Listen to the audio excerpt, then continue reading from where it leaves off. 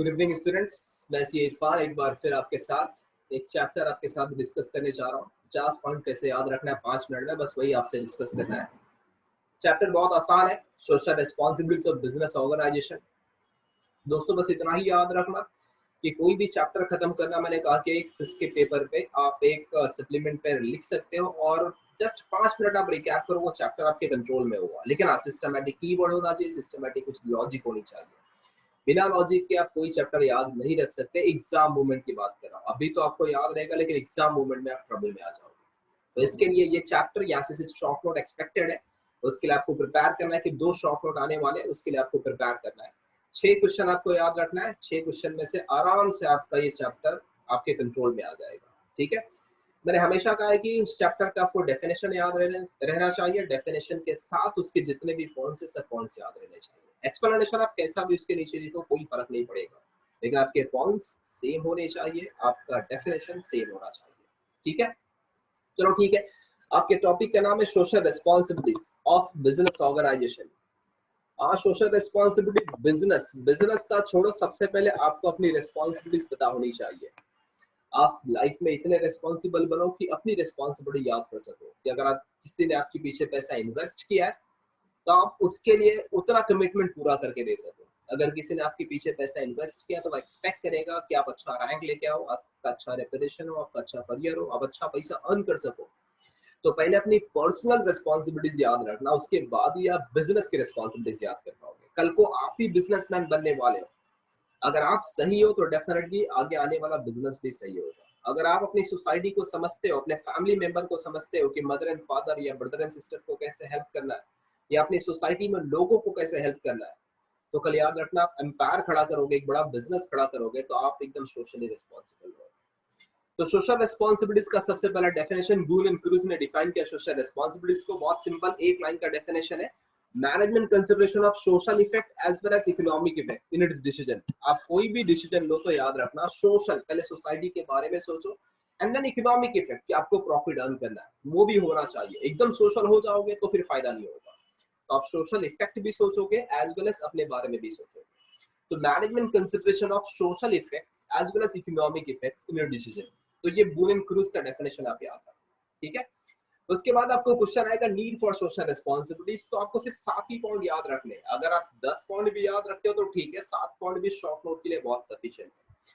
क्या जरूरत है सोशल रिस्पॉन्सिबिलिटीज की? बहुत ज्यादा जरूरत है सोशल रिस्पॉन्सिबिलिटीज की, जिसमें से सबसे पहला है कि आपका ऑप्टिमम यूज ऑफ रिसोर्स। आप रिसोर्सेज को वेस्ट ना करो। आपकी सोसाइटी की रिसोर्सेज बहुत स्कैर्स है, उसको सही यूज करो।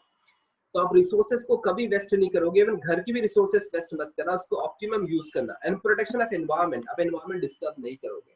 जैसे मैं बार बार एग्जांपल देता हूँ कि आप कोई भी सेलिब्रेशन आए, कोई भी फेस्टिवल आए, शादी आए, उस टाइम पे आप रिसोर्सेज वेस्ट मत करो और एनवायरनमेंट का ध्यान रखो। आप फायर क्रैकर्स मिनिमम यूज करो, या यूज करो तो जो आसमान में जाके ब्लास्ट होता है ना वो यूज करो, ताकि पोल्यूशन वहीं तक रुक जाए, नीचे नहीं आना चाहिए। आप अननेसेसरी बड़ा बम लोगे, फिर आटा लगाओगे, उसके बाद ब्लास्ट करोगे, पूरा धुआं निकलेगा, ओल्ड पीपल बेचारे बहुत इम्पैक्ट हो जाएंगे, ऐसा नहीं होना चाहिए। तो सोशल रिस्पॉन्सिबिलिटी की जरूरत है, आपको समझने की जरूरत है, अपने सोसाइटी को समझने की जरूरत है कि आप कोई भी रिसोर्सेज वेस्ट ना करो, एनवायरनमेंट को डिस्टर्ब ना करो। आपकी इमेज अच्छी होनी चाहिए। आप जब घर से निकलो तो लोग बोले कि यार बहुत सेंसिबल पर्सन है, किसी से चिल्ला के बात नहीं करता, किसी को शाउट नहीं करता है, बस अपने काम से काम रखता है, एकदम डिसेंट बनता है। तो ऐसी आपकी इमेज होनी चाहिए। तो इतनी अच्छी सोशल रिस्पॉन्सिबिलिटी मेंटेन करो कि ये 3 चीज बराबर हो। आप रिसोर्सेज घर की वेस्ट ना करो, एनवायरनमेंट को कभी डिस्टर्ब ना करो, अपनी खुद की इमेज मेंटेन करो, अपने घर वालों की इमेज मेंटेन करो। अगर आप कोई गलत काम करोगे तो याद रखना घर वाले की भी इमेज खराब हो जाएगी। तो सोशल रिस्पॉन्सिबिलिटीज की जरूरत है, आप भी सोशल रिस्पॉन्सिबल बन के रहो। ये 3 चीज याद रखना। फर्स्ट, रिसोर्सेज सही यूज हो, एनवायरनमेंट कभी डिस्टर्ब नहीं करोगे, आपकी वजह से किसी को तकलीफ ऐसा नहीं होना चाहिए, और अच्छी इमेज मेंटेन करके रखना। नेक्स्ट, 2 गवर्नमेंट का पॉइंट याद रखना। गवर्नमेंट के लिए तो 2 पॉइंट जरूरी है। एक तो फियर ऑफ गवर्नमेंट है, गवर्नमेंट से डर लगता है, इसके लिए आपको सोशली रिस्पॉन्सिबल है। अगर गवर्नमेंट का डर ना रहे तो लोग चरस, गांजा, अफीम, हीरोइन आम कर देंगे मार्केट में बेचना, या फिर दारू बीरू बेचना आम हो जाएगा। लेकिन गवर्नमेंट का डर है करके लोग सोशली रिस्पॉन्सिबल है।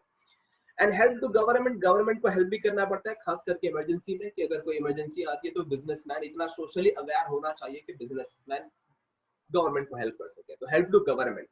अगर आप सोशली रिस्पॉन्सिबल हो, सोशली अवेयर हो, अगर अर्थक्वेक आ गया, फ्लड आ गया, तो उस टाइम पे गवर्नमेंट को सपोर्ट करना, क्योंकि गवर्नमेंट सबका बोझ नहीं उठा सकती। तो बिजनेसमैन को चाहिए कि गवर्नमेंट को सपोर्ट करे उस टाइम पे। दो प्रेशर याद रखना, एक तो प्रेशर है कंज्यूमर मूवमेंट का, जब से ये जागो ग्राहक जागो आया ना, बिजनेसमैन एकदम सोशली अवेयर हो गया कि हाँ यार धंधा सही करना पड़ेगा, जरा से भी क्वालिटी गलत निकली तो जागो ग्राहक जागो, फोरम में जाके कंप्लेन हो जाएगा। And pressure of trade union की, ट्रेड यूनियन बनने के बाद सबका पगार टाइम पे देना है, पगार बढ़ता भी रहना चाहिए। अगर आपने जरा भी उसमें कुछ डिफॉल्ट किया तो वो यूनियन वाले आकर डायरेक्ट लॉकआउट करा देंगे, स्ट्राइक हो जाएगा सीधा। तो ये दो की वजह से भी आप सोशल रिस्पॉन्सिबिलिटी लोग परफॉर्म करने लगे, एक जागो ग्राहक जागो, consumer movement, and second trade union. ठीक है, गवर्नमेंट के ऊपर 2 पॉइंट याद रखना, एक तो फियर है गवर्नमेंट का, इसके लिए हम लोग सोशल रिस्पॉन्सिबल है, एंड दूसरा हेल्प टू गवर्नमेंट। लास्ट में जीएसटी करके रखा है, अगर ये जीएसटी याद रहेगा तो ठीक है, नहीं तो कोई फर्क नहीं पड़ता। जी मतलब याद रखना ग्लोबलाइजेशन है, एस फॉर आपका है social problem, and T for ट्रस्टेशन। ठीक है, ये नहीं याद रहेगा तो कोई इम्पैक्ट नहीं पड़ता। आपको 7 पॉइंट याद रखना है। पहला 3 बेसिक अपने ऊपर याद रखना कि ऑप्टिमम यूज करो रिसोर्स का, एनवायरनमेंट प्रोटेक्ट होना चाहिए, एंड आपकी इमेज मेंटेन होनी चाहिए। नेक्स्ट आपका 2 पॉइंट है fear of government, help to government, and last के 2 पॉइंट याद रखना, प्रेशर है कंज्यूमर मूवमेंट का एंड आपका ट्रेड यूनियन का। तो 1 2 3 करके रखा है मैंने। हाँ, गवर्नमेंट के प्रेशर बस याद रखना, गवर्नमेंट के लिए 2 पॉइंट होगा, प्रेशर का 2 पॉइंट होगा। अगर जीएसटी याद होता है तो ठीक है, अदरवाइज अब जीएसटी को छोड़ सकते हैं। अब चलो 5 लोगों के लिए सोशल रिस्पॉन्सिबिलिटी से सबसे पहले है कंज्यूमर, कंज्यूमर के लिए आप सोशली रिस्पॉन्सिबल रहना। देन है एम्प्लॉय, एम्प्लॉय का भी ध्यान रखना, शेयर होल्डर का भी ध्यान रखना, अपनी गवर्नमेंट का ध्यान रखना, एंड लास्ट आप सोसाइटी का ध्यान रखोगे। ठीक है, तो एक बिजनेसमैन वो होता है, अच्छा बिजनेसमैन वो होता है जो कंज्यूमर का पूरा ध्यान रखे, यानी कंज्यूमर के बारे में हमेशा सोचना, क्योंकि आपका बिजनेस कंज्यूमर पे ही डिपेंड है। तो कंज्यूमर आपसे 2 पार्ट में रिस्पॉन्सिबिलिटी डिमांड करेगा। फर्स्ट 5 पॉइंट आपको बता देता हूँ, कंज्यूमर का एकदम लॉजिकल है। पहला 5 पॉइंट 1 2 3 4 5, कंज्यूमर आपसे डिमांड करता है कि आप क्वालिटी गुड सप्लाई करो और फेयर प्राइस पे। फेयर प्राइस मतलब ना ही टू हाई होना चाहिए, ना ही टू लो, रीजनेबल आपका प्राइस होना चाहिए। प्लस कंज्यूमर बोलता है कि आप हमको इन्फॉर्मेशन दो प्रोडक्ट के बारे में, जैसे मेडिसिन है तो उसके ऊपर लिखा होना चाहिए डेट ऑफ मैन्युफैक्चर क्या, डेट ऑफ एक्सपायरी क्या, उसका साइड इफेक्ट क्या होगा, ये सब इन्फॉर्मेशन होनी चाहिए। एडवर्टाइजमेंट के थ्रू इन्फॉर्मेशन दो ताकि कंज्यूमर की सेफ्टी हो सके, कोई भी प्रोडक्ट यूज करने के पहले कंज्यूमर देख सके कि मेरे लिए फिट होगा या नहीं होगा। तो कंज्यूमर पहले 5 चीज आपसे डिमांड करेगा कि आप क्वालिटी गुड्स दो फेयर प्राइस पे, उसके साथ इन्फॉर्मेशन दो एडवर्टाइजमेंट के थ्रू ताकि उसकी सेफ्टी हो सके। बाद में ए आर रहमान का नाम याद रखना, मैंने सिर्फ ए आर लिखा है, बहुत बड़े म्यूजिशियन है वो। आफ्टर सेल सर्विस, अगर कोई ड्यूरेबल गुड्स खराब हो जाए तो उनको आफ्टर सेल सर्विस प्रोवाइड करो। रेगुलर सप्लाई ऑफ गुड्स, यानी कि मार्केट में आप रेगुलर सप्लाई करोगे गुड्स, आर्टिफिशियल शॉर्टेज क्रिएट नहीं करोगे प्राइस बढ़ाने के लिए, आप time to time goods supply करोगे। रिसर्च एंड डेवलपमेंट करते रहना ताकि हमेशा क्वालिटी इंप्रूव होती रहे। एंड रिड्रेसल ऑफ कंप्लेन, आप कोई भी कंप्लेन करे कंज्यूमर तो उसकी कंप्लेन को रिजॉल्व करना, इग्नोर मत करना, क्योंकि कंज्यूमर ही सब कुछ है। अगर आप कंज्यूमर को इग्नोर करोगे तो आपका बिजनेस बंद हो सकता है। तो 2 पार्ट में कंज्यूमर को याद रखना, 1 2 3 4 5 मतलब क्वालिटी गुड्स, फेयर प्राइस, उसके साथ इंफॉर्मेशन दोगे एडवर्टाइजमेंट के थ्रू ताकि कंज्यूमर की सेफ्टी हो। ए आर रहमान याद रखना कि आप आफ्टर सेल सर्विस दोगे, रिसर्च एंड डेवलपमेंट होना चाहिए, रेगुलर सप्लाई होनी चाहिए, and redressal of complain. Next आपका वर्कर, आप वर्कर भी आपसे 2 पार्ट में अपनी रिस्पॉन्सिबिलिटी डिमांड करता है। पहला 4 पॉइंट याद रखना, एंड नेक्स्ट 4 पॉइंट पैक करके लिखा है, टैग मत याद रखना, पैक करके लिखा है। एम्प्लॉय आपसे डिमांड करता है कि आप उसको सैलरी सही टाइम पे दो, मॉनिटरी फैक्टर और जॉब की सिक्योरिटी दो, उसके साथ वर्किंग कंडीशन अच्छा देना ताकि सही काम कर सके और उसकी हेल्थ एंड सेफ्टी मेंटेन हो। अगर एकदम अंधेरे में, एकदम कंजेस्टेड एरिया में, एकदम गंदे एरिया में ले जाके कोई आपसे काम करे तो आपकी हेल्थ खराब हो जाएगी। इसके लिए कभी भी काम पे जाना तो सबसे पहले पैसा देखना सही मिलना चाहिए, लेकिन आज जॉब सिक्योरिटी हो, आपको मेंटल सेटिस्फैक्शन होना चाहिए कि घर पे आने के बाद नींद बराबर आए, वर्किंग कंडीशन सही होनी चाहिए ताकि आपकी हेल्थ एंड सेफ्टी मेंटेन हो। तो ये 4 पॉइंट पहले याद रखना। पैक करके याद रखना कि बड़ी कंपनी लोग इसीलिए प्रेफर करते हैं क्योंकि वहां पे ऑप्शन होता है। अगर आप एम्प्लॉइज के पॉइंट देखोगे ना तो पर्सनल पॉलिसी, आपकी पर्सनल पॉलिसी सही होनी चाहिए ट्रांसफर करने के लिए, प्रमोशन करने के लिए। बड़ी कंपनी में सब अच्छा होता है, एचआर टीम होती है जो बराबर प्रमोशन करती है, जो मेहनत करता है। पार्टिसिपेशन इन मैनेजमेंट, मैनेजमेंट में उसको पार्टिसिपेट कराओ, उसका सजेशन लो, उसी के बेसिस पे आप कंपनी ग्रो कर सकते हो। Next education and training, time to time उसको ट्रेनिंग देते रहो, मार्केट में कुछ भी नया है तो उसको ट्रेनिंग प्रोवाइड करो ताकि उसका करियर अपॉर्चुनिटीज या करियर डेवलप हो सके। ऐसा ना हो कि पूरे 5 साल 10 साल 15 साल एक ही काम करे, बिल्कुल नहीं। अब उसको सही ट्रेनिंग प्रोवाइड करो ताकि उसका करियर आगे बढ़ सके, अच्छा बन सके करियर। तो एम्प्लॉय के लिए भी 2 ही चीज याद रखना, 1 2 3 4 और पैग करके याद रखना, डबल PEC की पर्सनल पॉलिसी होनी चाहिए, एंड पार्टिसिपेशन इन मैनेजमेंट हो, एजुकेशन एंड ट्रेनिंग हो, ताकि उसका करियर डेवलप हो सके। शेयर होल्डर भी दो ही पार्ट में आपसे रेस्पॉन्सिबिलिटी डिमांड करेगा, 1 2 3 4 5 एंड डबल पीजी करके याद रखना, ट्रिपल पीजी करके याद रखना। शेयर होल्डर सबसे पहला चाहता है कि एफिशिएंट बिजनेस चले। एफिशिएंट बिजनेस यानी कि आपका बिजनेस हाई रिटर्न जनरेट करने के कैपेबल हो, यानी लेजी नहीं होना चाहिए बिजनेसमैन। तो हर शेयर होल्डर एक्सपेक्ट करेगा कि आपका बिजनेस बहुत एफिशिएंट हो और मिनिमम वेस्टेज हो। वेस्टेज कभी ज्यादा नहीं होना चाहिए। आप एफिशिएंट बिजनेस चलाओ, वेस्टेज कम करो। And optimum use of fund, आपके फंड का बेस्ट यूज होना चाहिए। अगर शेयर होल्डर ने पैसा लगाया तो उसका फंड वेस्ट नहीं होना चाहिए। जितना ऑप्टिमम फंड यूज होगा, याद रखना, उतना कंपनी ग्रो होगी, एक्सपांड होगी और फेयर रिटर्न दे पाएगी शेयर होल्डर को। तो शेयर होल्डर आपसे 5 पहली चीज डिमांड करता है कि आप बिजनेस एफिशिएंटली चलाओ एंड मिनिमम वेस्टेज करो, ऑप्टिमम यूज करो उसके फंड का, ताकि बिजनेस एक्सपांड हो, उसको फेयर रिटर्न दे सको। अच्छा, शेयर होल्डर आपसे और भी कुछ डिमांड करता है, जैसे कंज्यूमर डिमांड करता है। शेयर होल्डर बोलता है हमको इन्फॉर्मेशन भी चाहिए, मीटिंग में आप बुला के इन्फॉर्मेशन दो कि कंपनी का फ्यूचर प्लान क्या है एंड प्रॉपर डिस्क्लोज करो, ताकि मार्केट में उनकी इमेज मेंटेन हो सके।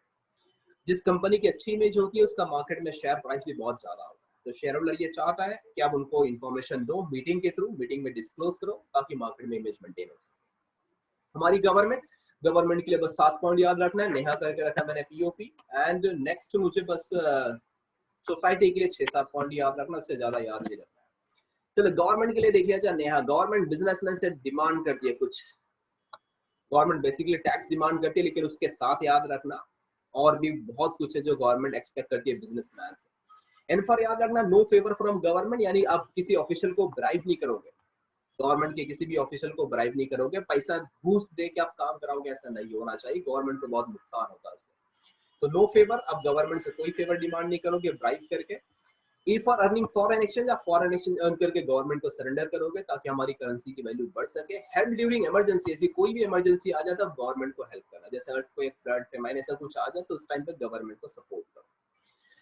एडवाइजिंग दी गवर्नमेंट, अगर गवर्नमेंट कोई बजट बना रही है, कोई पॉलिसी बना रही है, तो उस टाइम पे बिजनेसमैन को एडवाइस करना चाहिए कि पॉलिसी को मॉडिफाई करे या पॉलिसी में ये अमेंडमेंट कर सकती है गवर्नमेंट। लास्ट के 3 पॉइंट पीओपी करके याद रखना। पीओपी में बस इतना ही रखा है, पेमेंट ऑफ टैक्सेस। गवर्नमेंट आपसे डिमांड करती है टैक्सेस, आप टाइम पर टैक्स पे करो ताकि हमारी गवर्नमेंट चल सके। Observance of rules and regulation, आप गवर्नमेंट के पूरे रूल्स एंड रेगुलेशन को प्रॉपर्ली फॉलो करो। एंड पॉलिटिकल स्टेबिलिटी, आप पॉलिटिकल स्टेबिलिटी मेंटेन करोगे। ऐसा नहीं होना चाहिए कि आप सरकार कभी भी बदल दो। बिजनेसमैन का ये नई नेचर होना चाहिए, बिजनेसमैन का क्लीन नेचर हो कि अपनी गवर्नमेंट को डिस्टर्ब ना करे, पॉलिटिकल स्टेबिलिटी मेंटेन करे। ठीक है, तो नेहा पीओपी में बस इतना ही याद रखना कि no favour from government, earning foreign exchange, help during emergency. A for advising government. POP मतलब याद रखना, payment of tax, observance of rules and political stability. Last में बस सोसाइटी के लिए थोड़ा सा याद रखना। पहला 2 पॉइंट सेम रखा है जैसा मैंने क्वेश्चन में 1 में देखा है, optimum use of resource and protection of environment. Society आपसे यही चाहती है कि आप रिसोर्सेज सही यूज करो और एनवायरनमेंट को डिस्टर्ब ना करो। उसके बाद से फी पीएचडी करके रखा है, या फ्री पीएचडी समझ सकते हो आप। फी मतलब याद रखना फाइनेंशियल असिस्टेंस, जो अगर कोई गरीब लोग है तो उनके लिए फाइनेंशियल असिस्टेंस हो, जैसे कि टाटा कंपनी प्रोवाइड करती है। कैंसर का उन्होंने एक रिसर्च सेंटर ओपन करके रखा है कि कैंसर का कोई भी पेशेंट रहेगा तो लोग रीजनेबल रेट पे उसका इलाज करके दे सकते हैं। तो ये टाटा ने अपना रेपुटेशन मेंटेन करके रखा है, फाइनेंशियल असिस्टेंस देती है। And then expansion and employment generation, अब ज्यादा से ज्यादा बिजनेस एक्सपांड करो ताकि लोगों को एम्प्लॉयमेंट मिले। अगर लोगों को एम्प्लॉयमेंट मिलेगा तो उनकी स्टैंडर्ड ऑफ लिविंग बढ़ जाएगी। पीएचडी मतलब याद रखना, protest against anti social activities. कोई भी एंटी सोशल एक्टिविटीज को आप सपोर्ट नहीं करोगे, जैसा स्मगलिंग, अंडरवर्ल्ड से जाके मिलना, ऐसा कोई एक्टिविटीज को आप सपोर्ट नहीं करोगे। नेक्स्ट आपका हेल्प टू वीकर सेक्शन, अगर कोई गरीब है उसके लिए कुछ जॉब रिजर्व करो। जैसे मैं बोलता हूँ कोई बैकवर्ड क्लास का है बंदा तो उसके लिए थोड़े जॉब रिजर्व करके रखो, उनको जॉब प्रोवाइड करो क्योंकि बेचारे गरीब है। तो ऐसे कोई भी वीकर सेक्शन है सोसाइटी के, आप उनको सपोर्ट करोगे।